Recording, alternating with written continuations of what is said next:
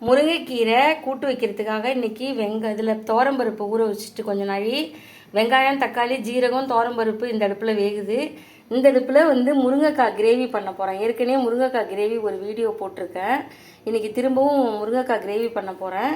இதில் சோம்பு வெங்காயம் தக்காளி கருவேப்பிலை எல்லாம் போட்டுட்டு அதோடு சேர்த்து முருங்கைக்காயும் போட்டு வதக்கிட்டு மிளகாத்தூள் உப்பு போட்டுட்டு வேணும்னா தேங்காய் அரைச்சி ஊற்றிடுவேன். அதுபடி பார்ப்போம். முருங்கைக்காயோட தேவையான அளவு மிளகாத்தூள் உப்பும் போட்டு சேர்த்து வதக்கிப்போம். வெந்ததுக்கப்புறம் பார்ப்போம். வேணும்னா தேங்காய் அரைச்சி ஊற்றிக்கலாம், ஆப்ஷனல்.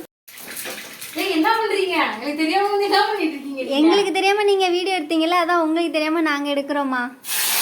நான் நீங்க தப்பு தப்பா எடுக்கிறீங்கன்ட்டு நானா எடுக்கலான்னு ட்ரை பண்ண வச்சுட்டு வந்துட்டேன். சொல்லாமே வீடியோ எடுத்துட்டு இருக்கீங்க. சர்ப்ரைஸ்மா. சரி சரி, என்னக்கா பண்றீங்க?